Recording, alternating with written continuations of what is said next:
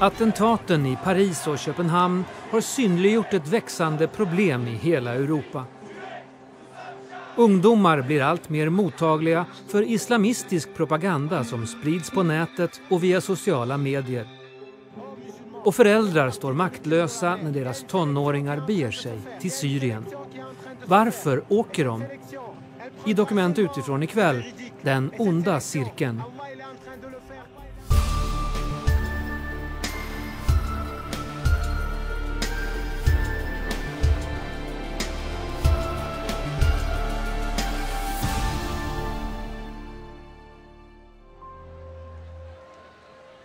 Nätverken som försöker värva ungdomarna är svåra att avslöja.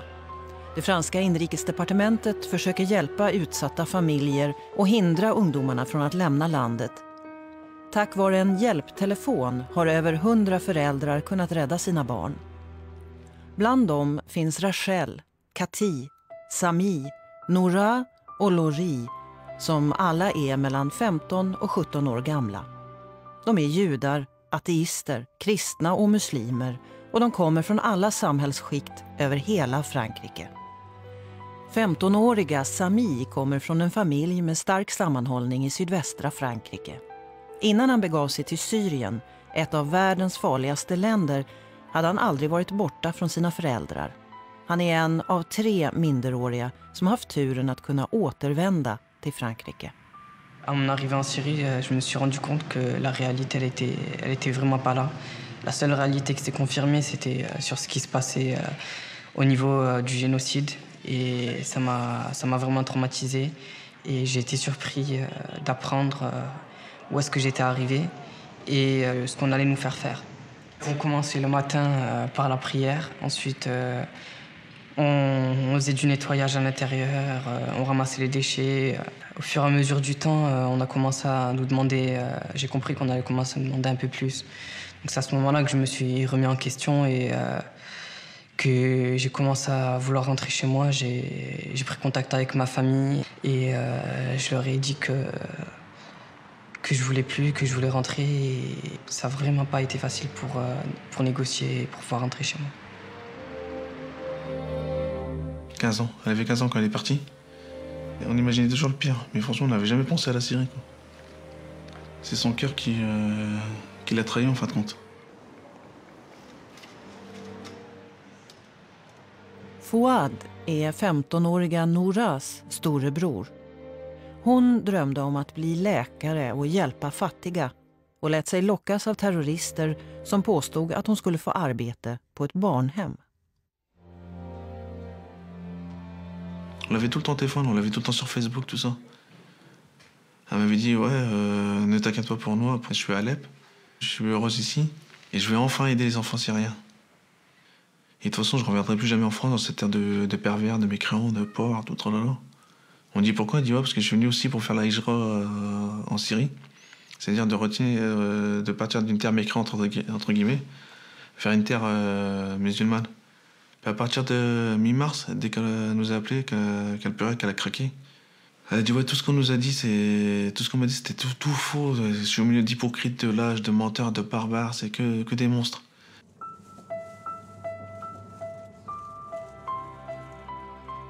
Nouras försvinnande knäckte föräldrarna. Fadern sålde familjens sommarhus i Marocko för att få loss pengar och bad sin äldste son Fouad att leta reda på Noura.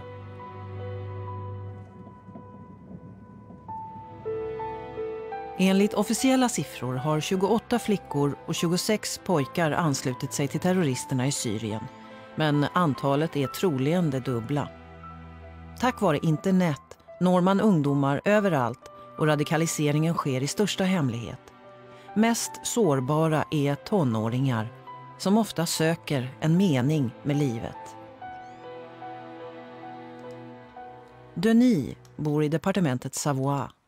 När hans dotter Kati började förändras gick han in på hennes Facebook-konto och upptäckte att hon hade kontakt med islamister. Kati fick kontakt med flickor i sin egen ålder. De försökte indoktrinera den nya rekryten för att på så sätt bli värdiga att komma till paradiset. Var inte rädd. Ju starkare du är i tron, desto mindre rädd blir du. Vi ska alla dö en gång. Vi är bara här för att tillbe Allah. Ja, du har rätt. Tack för dina råd. Det känns bra. Je croyais pas en la société. Donc du coup, je voulais juste être utile contre la société. Pour moi, j'étais dans la vérité et j'allais prendre le bon chemin à 17 ans. Un dimanche soir, on regardait les informations, on mangeait. Et puis, le soir où il y a eu l'attentat au musée juif à Bruxelles, donc ils en parlent aux informations, ça s'était passé dans l'après-midi. J'ai levé la tête et je l'ai vu sourire devant les informations, devant ce qui s'était passé à Bruxelles. Donc là, il y a eu un stop, ouais.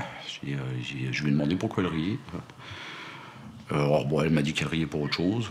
Et puis au fur et à mesure, ça en est arrivé à me dire que c'était tous des sionistes, qu'à chaque fois qu'il y avait un juif qui avait un attentat contre les juifs, de toute façon, il se relevait toujours. Enfin, il y a eu tout un tas de trucs et c'est monté très très vite en puissance. Le jour où il y avait un Palestinien qui mourait, on n'en faisait pas un plat, et que dès qu'il y avait un juif qui mourait, on en faisait toute une histoire. Le sentiment qui m'animait, c'était la haine. Enfin, c'est clair maintenant, parce que vu que j'avais pas confiance en mes parents, enfin, j'avais confiance en personne en fait. Donc, je méprisais tout le monde et ouais, c'était vraiment la haine, vu que j'avais la haine du monde extérieur, du pays où je vivais, pratiquement du monde où je vivais. Elle avait un regard de... Enfin bon, à expliquer, c'est compliqué parce que c'est... j'ai plus eu ma fille devant moi, quoi.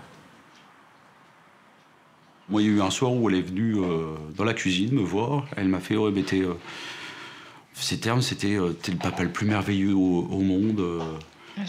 Je t'aime, papa. Et alors là, vous vous dites, qu'est-ce qui se passe? Parce que jamais elle a fait ça. Et c'est... alors, on l'interprète très rapidement autrement. On se dit, ouais, elle va partir et on sait pas trop ce qui se passe là. Et puis, vous dormez plus la nuit, vous avez envie de vous coucher devant la porte d'entrée, en fait. Moi, pour peu, j'avoue que je m'assoupissais parce qu'à un moment donné, vous tombez. Et ben, j'avais l'impression d'entendre les clés dans la porte d'entrée. Vous êtes là, vous écoutez si ça respire, s'il y a quelqu'un. Et puis, vous êtes tellement angoissé, vous vivez avec la peur au ventre. Alors, j'ai fait le numéro vert. Et parallèlement, j'ai contacté le CPDC en envoyant un email à Dounia Bouzar en expliquant ce qui s'était passé chez moi. Et le soir, il m'a téléphoné, il pleurait comme un bébé. Il n'arrivait pas à respirer, il était étouffé par ses sanglots. Il m'a dit, j'ai trouvé 3 niqabs, et j'ai trouvé 3 niqabs, et j'ai trouvé 3 niqabs. Et c'est tout ce qu'il est arrivé à me dire. Dounia Bouzar kontaktas av många familjer. Tillsammans med andra sakkunniga har hon skapat CPDSI, en myndighet som ska förebygga islamistisk radikalisering. Hon arbetade tidigare som socialsekreterare och har intresserat sig för indoktrinering av unga de senaste 10 åren. Pour moi, c'était normal de plus sortir, de rester chez moi.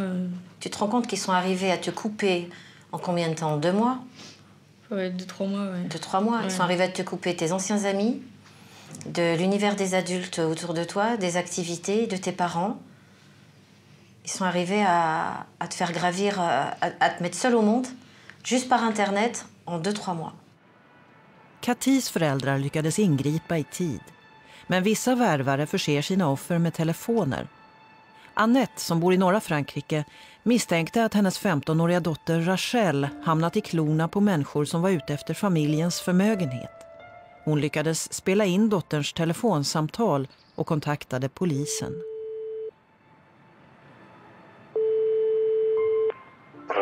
Oui. Je veux parler de quoi? Ce que tu veux. Ce que tu veux. Et quand tu parles, tu mets toujours ta main devant ta bouche. Parce que sinon, il y a le diable qui rentre. Ça, je le sais. Les filles comme toi, très rare. Je te dis, t'es une perle. Donc, reste comme t'es.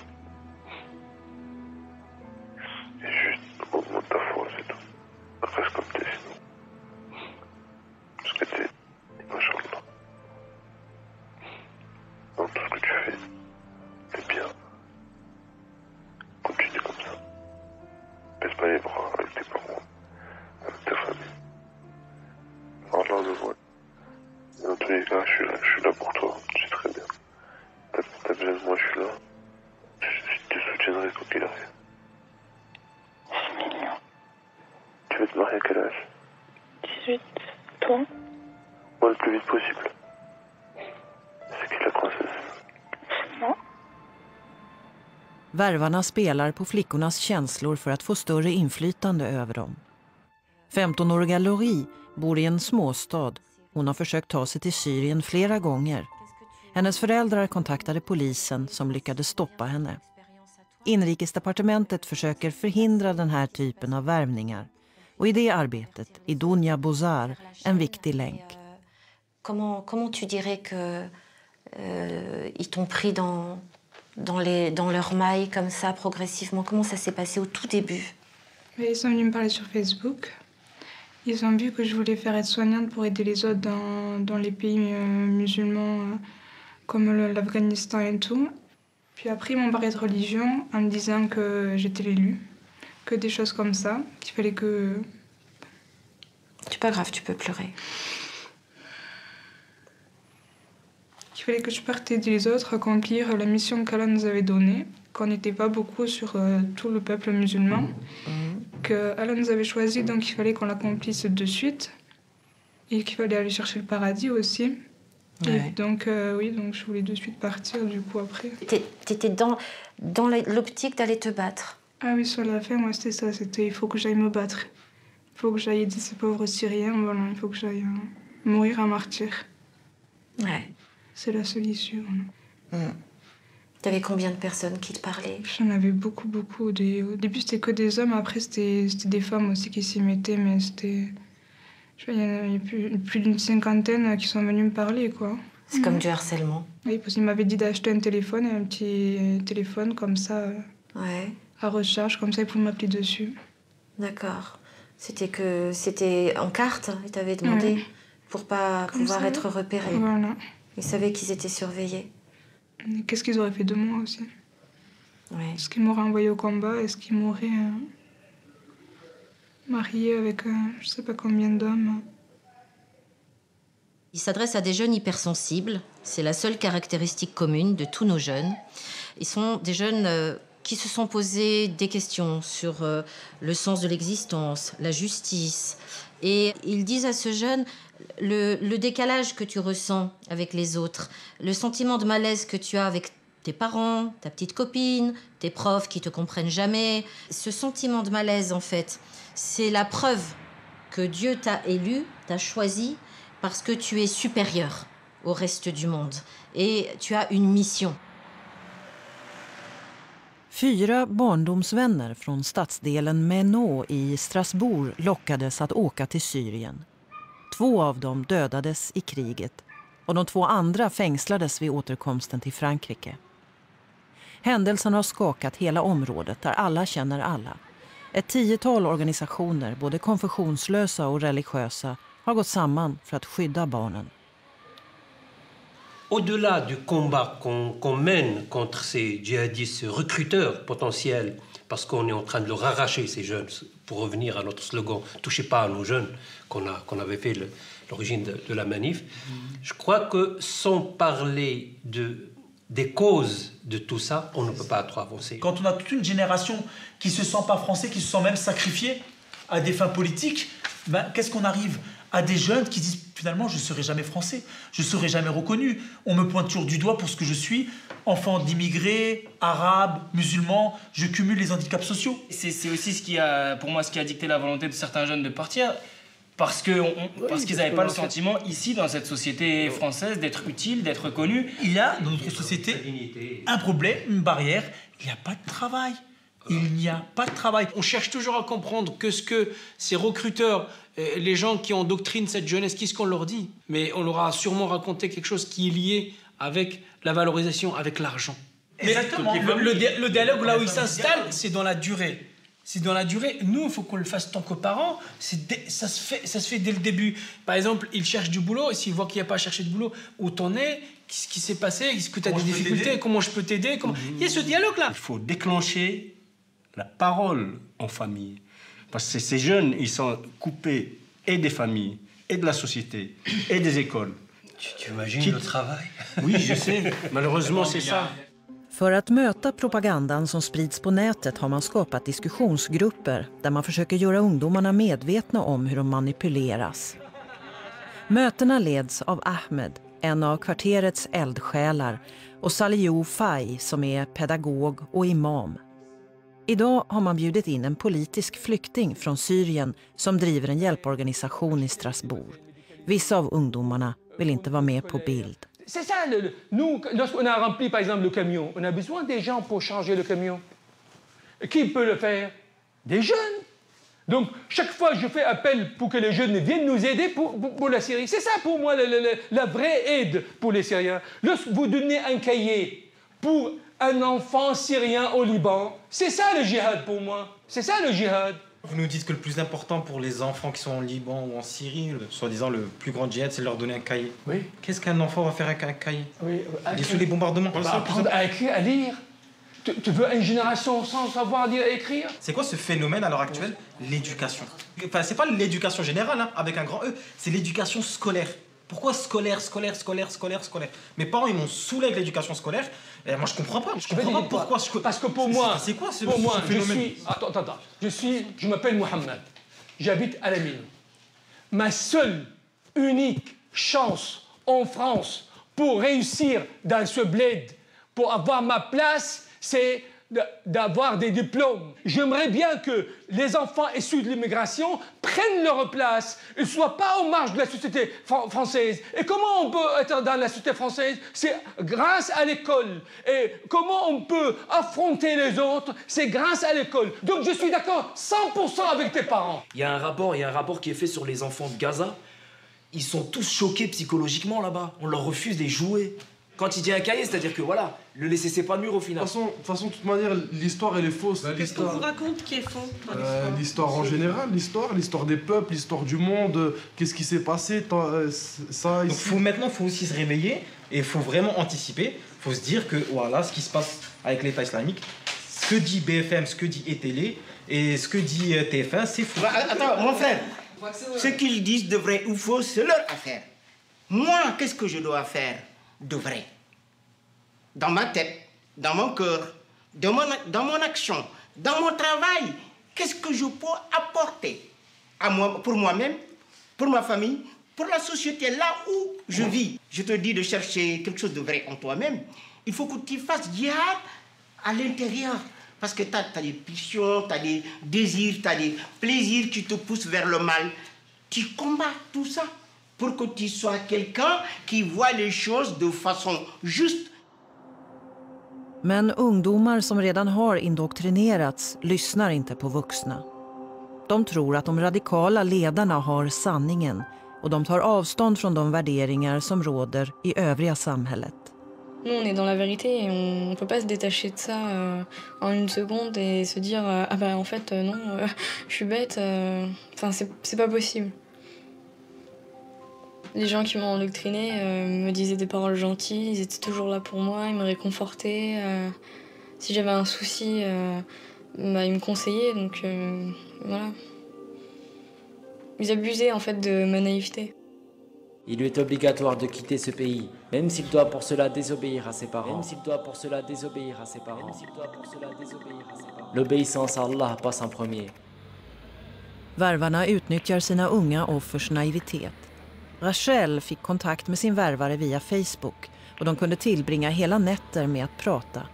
Till slut trodde hon att han var förälskad i henne på riktigt.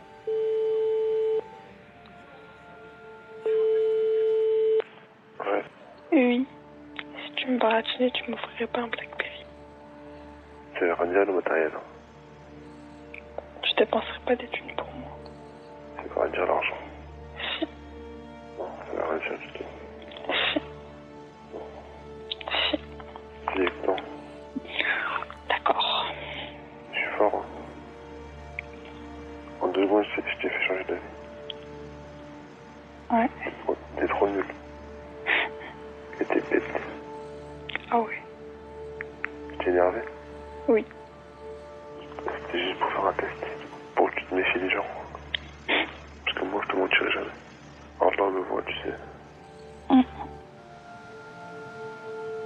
När värvaren har fått den unga flickan att bli helt undergiven ser han till att isolera henne från omgivningen. Det enda som betyder något är hatet mot det tidigare livet och rädslan att misshaga Gud. Hennes liv består nu av olika reningsritualer, böner dag och natt och goda gärningar som ska göra henne värdig att stiga in i paradiset. Enligt domaren som hörde Rachels telefonsamtal rörde det sig om grooming, men polisen lyckades aldrig avslöja terroristernas nätverk. Rachels mamma Annette, som är judinna, har bett Dunya Bozar hjälpa hennes dotter. Rachel radikaliseras allt mer och tillbringar helgerna i en hemlig moské.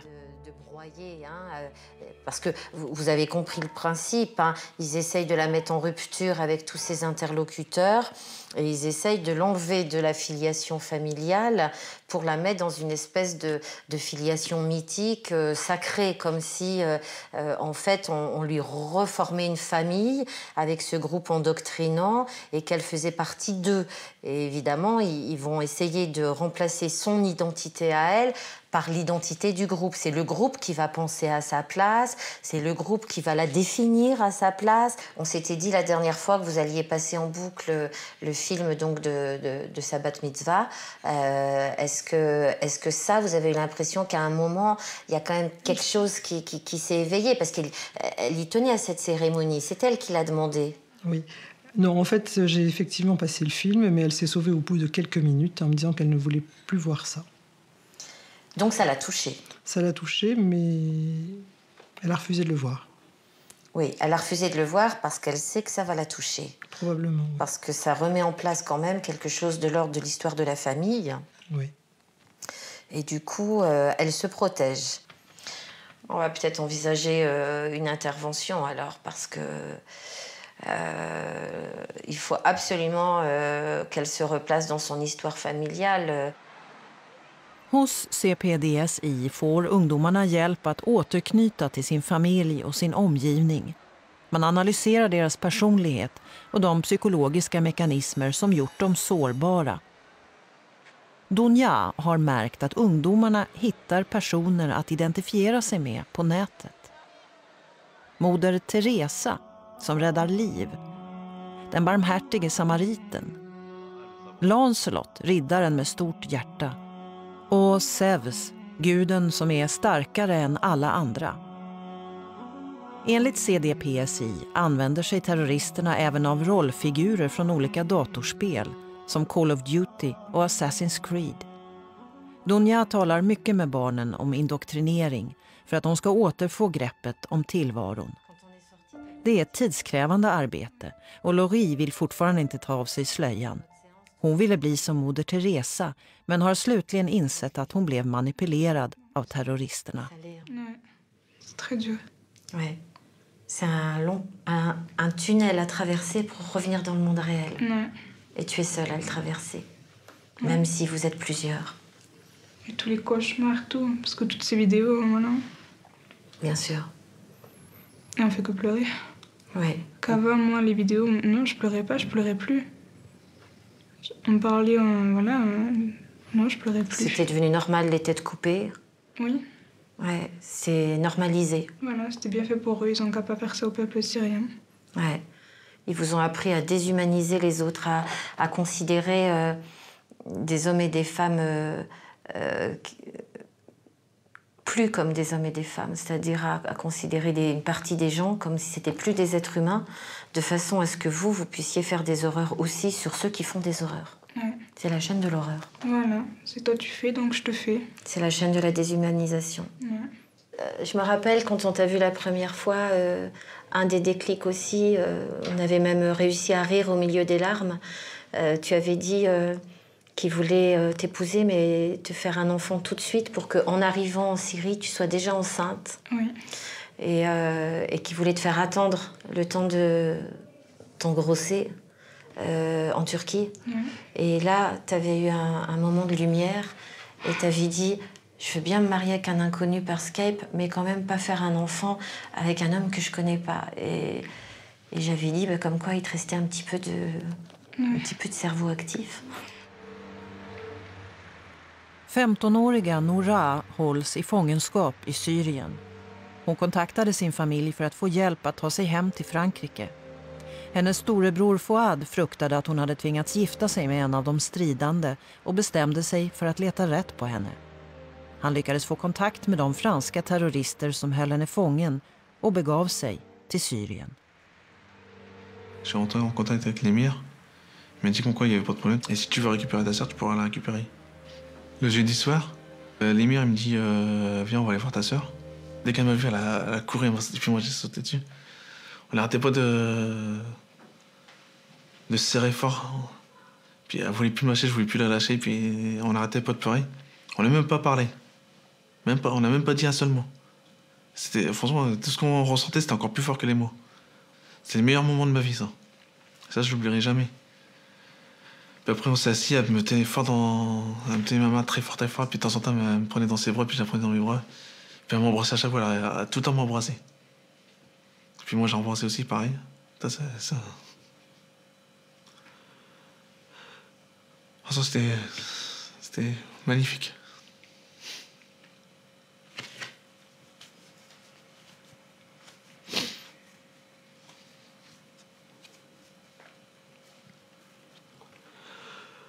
C'est le seul moment où j'avais beaucoup d'espoir de la récupérer. Pour moi, c'était sûr que j'allais la récupérer.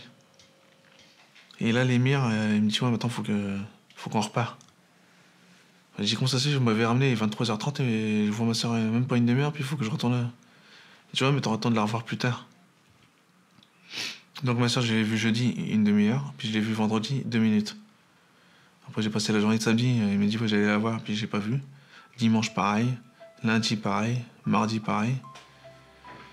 Et mardi soir, on me dit, ouais, le passeur il va arriver, faut que tu repartes. C'est tout. Après, je suis reparti. Seul, sans ma sœur. Ça, c'était vraiment dur.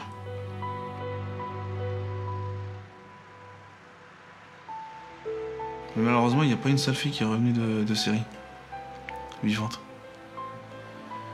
Quand je regarde bien, c'est qu'on mène une guerre, franchement. C'est vraiment une guerre. Des fois, on gagne des batailles, puis des fois, on perd. Mais là, il faut tout faire pour gagner la guerre.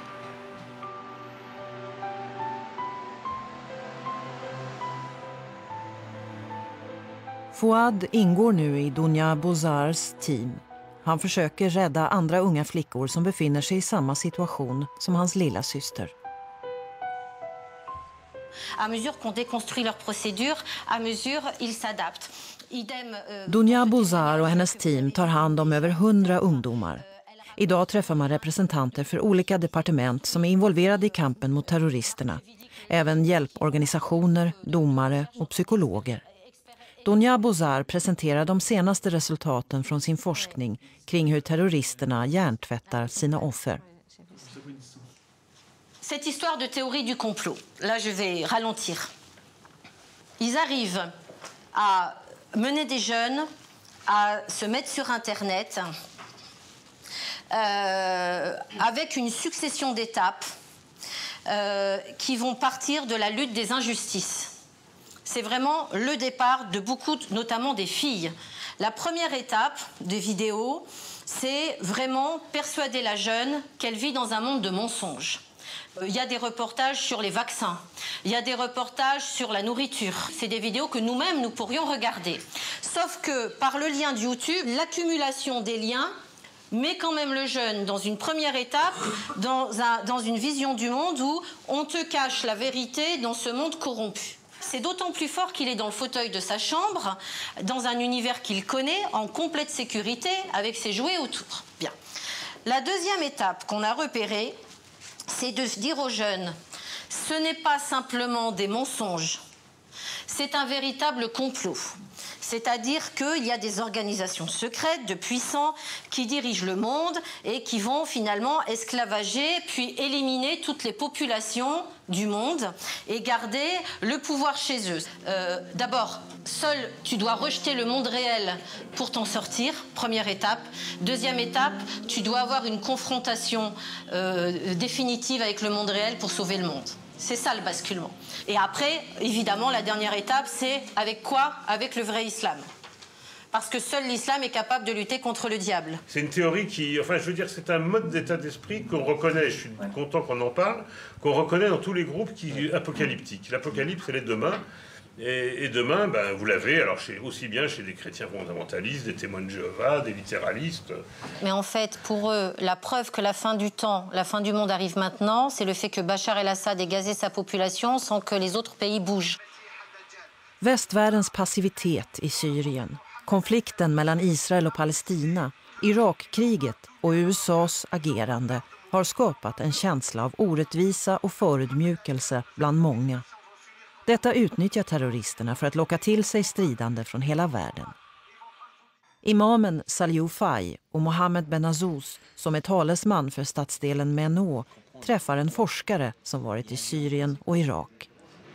Dès lors que vous rejoignez l'État islamique, vous êtes affecté sous la surveillance d'un émir, donc qui agit comme un officier, qui a des sous-officiers dans le groupe et qui a un droit de vie et de mort sur vous. Et qui n'hésite pas à vous exécuter si vous désobéissez. Moi, je pense qu'il faut vraiment analyser ces groupes comme des groupes politiques. Ils ont un programme politique, ils ont une rationalité, même dans la violence. Tuer des gens, faire des décapitations, crucifier certains membres de communautés, etc. Et quand le jeune volontaire va voir que l'État islamique est obligé de se protéger de la population syrienne, c'est là, en général, où il y a un déclic qui se passe. Et le type se dit « Ah, je suis peut-être pas dans le bon groupe pour combattre. Je suis peut-être pas venu au bon endroit. » Detta insåg Sami, men det visade sig vara svårt att ta sig över gränsen. Prendre son courage à deux mains, refaire le chemin inverse, à travers les champs sous les tirs des gardes frontières turcs, en plein champ, en plein bout. Il fallait le voir dans quel état il était quand il est revenu. Ce n'était pas beau à voir. C'est limite, il me dit, papa, j'ai failli faire demi-tour. Je ne pouvais plus. On me tirait dessus. Il pleurait. Samis pappa var den första som kontaktade myndigheterna och fick dem att inse hur lätt det var för franska minderåriga att lämna landet. Sedan dess har man infört kontroller, men de används bara om föräldrarna anmäler barnen försvunna. Sami häktades när han återvände till Frankrike och en förundersökning inleddes genast. C'était quand j'étais interrogé en garde à vue au commissariat et qu'ils m'ont fait prendre connaissance des faits de quoi j'étais accusé. Et j'étais vraiment, mais j'en revenais pas qu'il y ait une qualification de terrorisme. Donc c'est-à-dire que j'ai demandé aux gendarmes si ça n'avait pas une erreur et il m'a dit que c'était juste que j'étais présumé, quoi. C'était pas pour moi c'était vraiment quelque chose de dur. Et c'est à ce moment-là que j'ai compris ce qu'on me reprochait et l'ampleur que ça avait pris. D'accord. Il y a un petit peu une dichotomie entre ce jeune qui se présente avec cet aspect lisse, sans acte de délinquance, en amont, une famille aimante, entourante, toujours bien intégré. Il a été délégué de sa classe, il l'est encore aujourd'hui. Donc pour vous dire la confiance que l'on met en ce jeune. Nous n'avons pas dans le dossier la moindre preuve que ce jeune ait suivi un entraînement. Nous n'avons pas la moindre preuve que ce jeune ait pris les armes. À aucun moment ça n'est arrivé. Et d'ailleurs, s'il est allé là-bas, c'est parce que le discours qu'on lui a tenu au départ sur Internet n'était absolument pas celui-là. Det tar tid att skilja ett offer för propagandan från en riktig terrorist. Många ungdomar poserar med vapen på sina Facebook-sidor, men det är svårt att veta om de bara vill stila eller om de verkligen har deltagit i strider. Medan förundersökningen pågår hålls ungdomarna ofta häktade.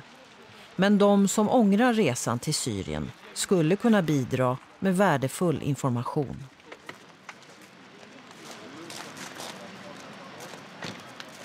Ces personnes justifient d'une prise en charge très lourde, pour laquelle nous ne sommes pas nécessairement les pays occidentaux organisés, pour lesquels il va falloir s'organiser, se préparer. Ça veut dire mobilisation de compétences hospitalières, psychiatriques, un accompagnement au long cours pour essayer de reconstruire des personnes qui ne sont plus que l'ombre d'elles-mêmes, détruites psychologiquement et physiquement. C'est un chantier qui est ouvert, et qui implique une très forte mobilisation de notre part. La déradicalisation dans les prisons, la prise en charge psychologique et psychiatrique des plus fragiles, la judiciarisation des cas les plus criminels.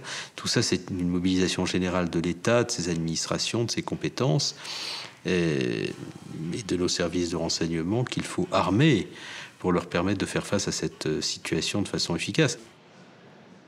Noura, som hålls fången i Syrien, misstänks vara terrorist av det franska rättsväsendet. Hennes far, bror och juridiska ombud kämpar för att man ska erkänna att hon hålls som gisslan. Vous avez remarqué quand même, la famille est partie 2 fois en Syrie. Ils ont pu rencontrer Noura 2 fois, tout seuls, avec leurs petits moyens. Donc ils sont arrivés à localiser, ils sont arrivés à identifier qui la détenait. Donc ce que un père et un fils peuvent faire, comment un pays avec ses moyens diplomatiques, politiques, militaires ne peut pas faire. Ils auraient pu largement éviter le départ de ma sœur. Soit dans le train, soit à l'aéroport. On ne demandait pas de la lune, juste de l'arrêter à la frontière. Malheureusement, ils n'ont pas été capables de le faire. On ne va pas là-bas en touriste. Tout le monde sait que ceux qui vont à Taï, c'est pour aller en Syrie. Et je crois que le cas Noura, il faut l'étendre à tous les adolescents, tous ceux qui portent en Syrie. Il faut qu'on se pose des questions. Je crois qu'il y a des relations diplomatiques entre la France et la Turquie. Est-ce qu'on ne peut pas penser à un instant que des accords diplomatiques fassent que le gouvernement français demande que tous les mineurs qui atterriraient sur le sol turc sans être accompagnés des parents puissent être rapatriés dans les meilleurs délais sur le territoire français? Je pense que ça serait quand même une convention qui serait simple à arrêter. Il faudrait quand même qu'on reconnaisse que l'État français et que le président de la République considère aujourd'hui que Noura est un otage.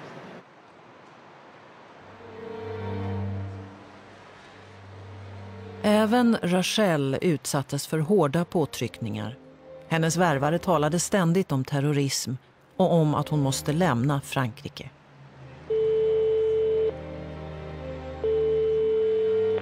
Ouais. Oui. Les vrais musulmans ne devraient pas habiter en France. Ils devraient partir. Ouais. Mais bon. Après ça, il faut avoir le courage. Toi, pour ta belle amie, il est bien ou pas? Je sais pas, j'ai pas d'avis. Il y a des gens, ils disent il est pas bien. Bon, on m'a dit qu'il avait fait plein de trucs en Afghanistan et tout. Ben Laden, ça se trouve, c'est même lui le Mahdi, tu vois. Ça se trouve, c'est peut-être lui, tu vois. Parce que lui, c'est un de ces hommes. Il est courageux de fou. Tu savais, lui, il avait une fortune. Il avait une fortune de fou, vraiment. C'était un homme. C'était l'un des hommes les plus riches du monde. Lui, il a fait quoi? Il a laissé tout son argent pour aller faire le djihad, pour aller défendre l'islam. Et les gens, ils disent quoi? Ouais, Ben Laden, c'est un terroriste, je sais pas quoi. Med indoktrineringen följer ett nätberoende.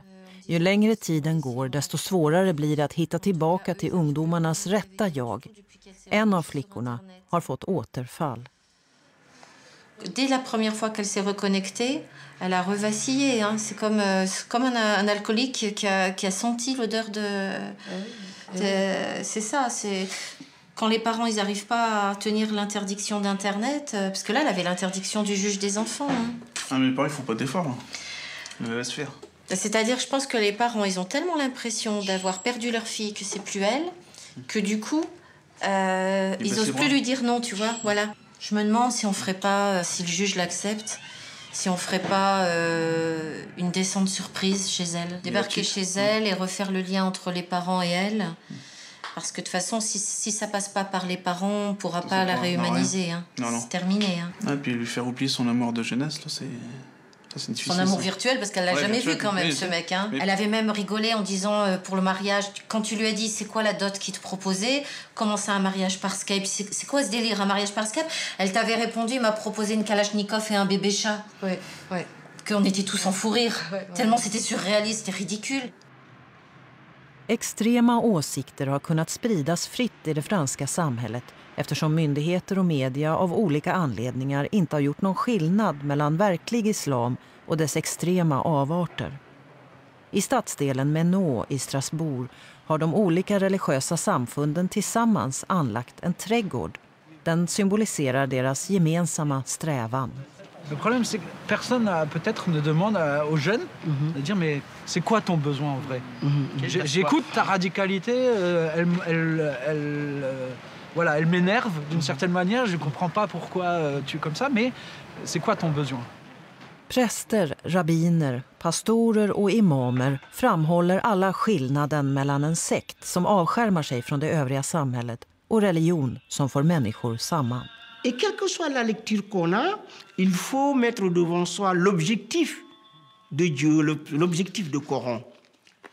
C'est faire le bien. C'est être au service de l'humain. C'est de faire rayonner la terre. C'est l'objectif. Donc, quelle que soit la lecture qu'on fait, si cette lecture est contraire à l'objectif, ça veut dire qu'on a fait une lecture non pas à l'endroit, mais à l'envers.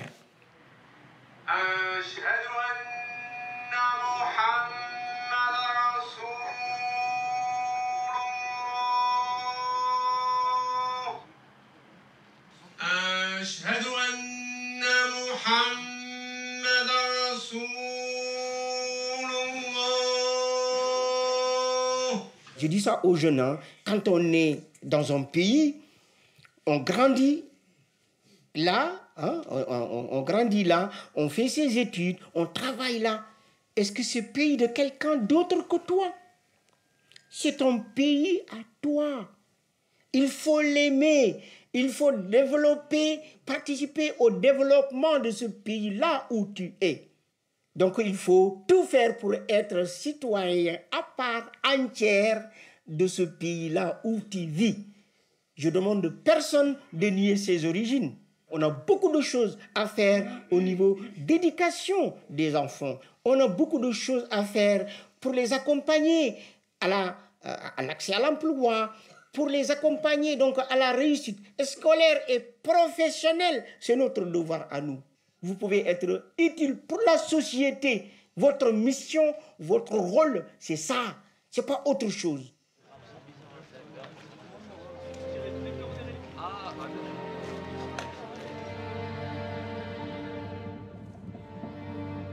Fouad hoppas fortfarande att Noura ska kunna återvända hem. Han är på väg till Menot där han lovat att svara på ungdomarnas frågor.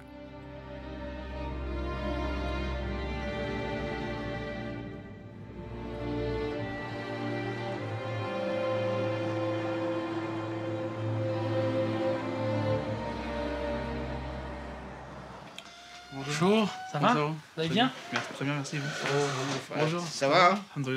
J'ai entendu aussi parler qu'il y a certains jeunes qui errent en Turquie. Oui, il y en a beaucoup. Et pourquoi ils restent en Turquie? Ils ont peur de revenir en France, d'aller en prison. C'est incroyable, hein? Ouais. Si. C'est pour ça, c'est tout ce qu'on leur dit sur Facebook, tout est faux. Et en plus, le pire, c'est ceux qui les recrutent. Eux, c'est les pires des délinquants. Pire des délinquants, ouais. Et vous savez, la personne qui a recruté ma sœur, c'est un Malien. Il était en prison pour trafic de drogue. À sa permission, il est parti en Syrie. Au début, ils avaient beaucoup d'argent. Ceux qui allaient chez Derch, c'était les rois du pétrole. Mais en ce moment, ceux qui sont chez Derch, ils vivent la misère. Maintenant, ils recrutent à fond, mais c'est que de la chair à canon. Ils recrutent à fond. Avant, si tu voulais pas combattre, tu combattais pas. Tu pouvais rester un an en Syrie sans combattre. Mais maintenant, c'est obligatoire.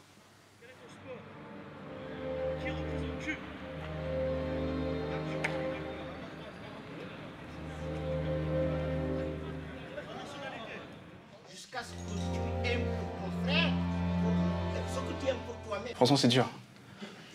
J'avais tellement de questions à lui poser. J'ai même pas pu les poser. Après, on commençait à discuter. Après, à chaque fois, elle me faisait ça. Elle me dit, mais qu'est-ce qu'elle fait, elle? Elle me faisait ça, puis en face, il y avait une caméra en train de filmer. Tout ce qu'elle disait, c'était contrôlé. c'est l'émotion. On va chercher de l'eau. Ce qui fait pleurer, c'est qu'ici, on croit que là-bas, c'est le paradis. Alors tout ce qu'on dit ici, ça n'a rien à voir avec la vérité. C'est totalement fou. Ça n'a rien à voir avec la réalité. Il faut vraiment se méfier parce que eux là-bas, ce qu'ils veulent, c'est se marier. J'ai aussi un faux compte, moi, de filles. Je reçois 15 demandes de mariage par jour. 15 demandes de mariage. Hein. Et quand ils vous disent de venir, c'est pas pour vos beaux yeux. Hein. Parce qu'il n'y a pas de femmes là-bas. Eux, c'est avoir des meufs, c'est tout. Quand j'étais sur Atmé, les mecs, ils faisaient quoi de leur journée? Mais avant, c'était super Atmé. Toute leur journée, ce qu'ils faisaient, ils mangeaient des pizzas, allaient sur Internet. Ils faisaient que ça, draguer. Ils recrutaient un mec, les filles. Ils faisaient que ça. C'était le but. C'est que le but. Si vous croyez que vous avez trouvé le prince charmant là-bas, c'est totalement faux. Ouais, c'est marrant. Mais j'aurais bien voulu te voir en Syrie. Je crois pas que tu aurais rigolé comme ça. Mais je rigole pas à cause de ça. Non, mais non, il y en a beaucoup qui ont rigolé comme ça. Il faut les voir maintenant là-bas en Syrie. Il y a même des gamines de 14 ans, il y a une fille, Sarah, 14 ans. Elle aussi, elle a cru qu'elle allait faire là-bas l'humanitaire. 14 ans, ils l'ont mariée, elle n'a jamais voulu se marier. Et vous savez combien de fois elle a été mariée, la fille? 7 fois. Une fille de 14 ans ici qui va accepter d'être mariée, je ne le vois pas. Il s'agit de viol. Il viole les filles, il faut le dire. Il n'y a pas de mariage. La meilleure des terres d'Allah, c'est la terre du Shem. D'accord? Le prophète, il a dit ça dans un hadith authentique par Abu Daoud. La meilleure des terres d'Allah, c'est le Shem. Et c'est là qu'il réunira le meilleur de ses hommes. Et ça, c'est des hadiths, tu peux pas les contredire. Ni moi, ni personne. Personne n'y peut le retaper à sa source ou je sais pas quoi. Attends, j'accepte tout le temps. Attends, calme-toi. T'as étudié l'islam où? Juste réponds-moi, et si tu me réponds vraiment... J'ai un Coran, j'ai les hadiths, ça me suffit. Ok, j'ai une question à vous tous. De qui on prend la religion? De qui est-ce qu'on prend les mathématiques? Est-ce que moi, je suis étudiant en L2, études islamiques, et je suis étudiant en L2, éco-gestion. Est-ce que maintenant je peux vous expliquer des maths? Non. Pourquoi non? C'est pas ma spécialité. Mais la religion, c'est la même chose, c'est des sciences. De qui est-ce qu'on prend la religion? La religion, on l'apprend des gens qui ont vraiment étudié la religion. Si on parle de quelque chose, il faut le connaître du début jusqu'à la fin. Sinon, c'est pas la peine de parler. Ça sert à rien d'aller sur ça sert à rien. Pour faire simple, on a Bachar el-Assad, d'accord, qui a une certaine autorité, un certain pouvoir armé. Face à lui, on a minimum, même quelqu'un qui a le même pouvoir politique, armé, financé que le sien. La situation sera pire pour les Syriens. C'est ça le problème. Pour moi, c'est une guerre civile entre des musulmans. Oui. Chacun se sert de la religion pour asseoir son pouvoir. Et c'est point tout. Et c'est pas plus compliqué que ça. La Syrie, c'était un pays magnifique. Ils ont tout détruit. Et vous savez, ils ont perdu du sol. n'existe plus. La mosquée des Omeyyades, ils l'ont massacrée. Et t'as vu, tu savais que... La mosquée de Khaled Ben Walid, où il y a le tombeau, ils l'ont massacré. Efter flera månaders rådgivning träffar Dunya åter Kati. Hon reste aldrig till Syrien utan har återupptagit sina studier.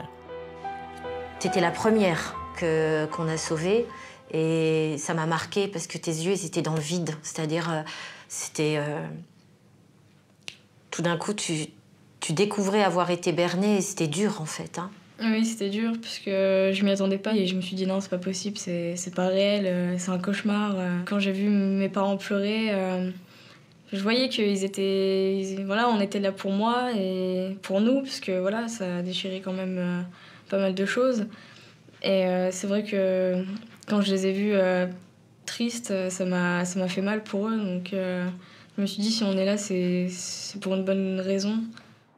L'amour de mes parents, c'est quelque chose de super important. Ça m'a vraiment sauvée. S'ils n'avaient pas été là, bah, je ne serais pas là aujourd'hui.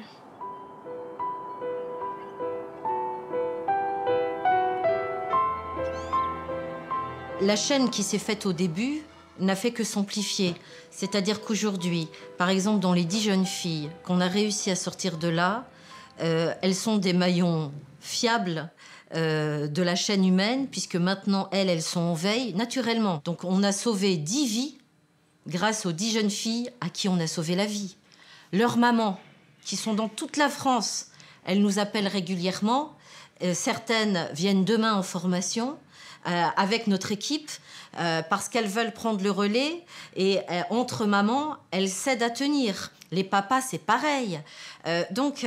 C'est ça qui nous donne la force, c'est qu'on est tous liés les uns aux autres. S'il y en a un qui s'écroule, s'il y en a un qui se recule, et ben toute la chaîne s'effondre. Donc une fois qu'on s'est donné la main, on est lié à la mort, à la vie, parce qu'on prend aussi beaucoup de risques. On va pas mentir. C'est nous qui empêchons de partir les mineurs et les filles.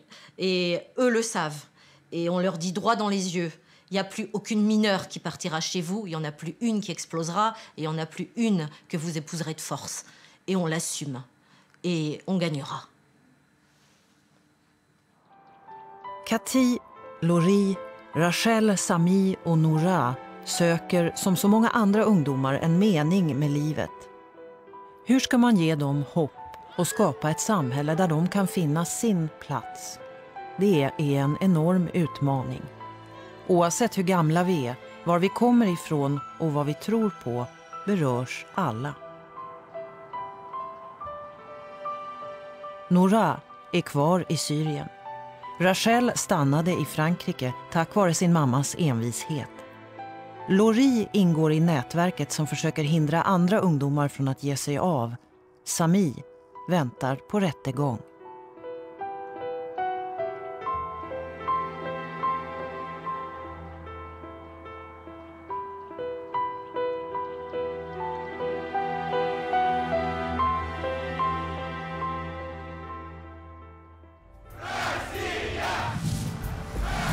Med Ryssland i ekonomisk kris och fortsatt krig i Ukraina riktas världens blickar mot Vladimir Putin.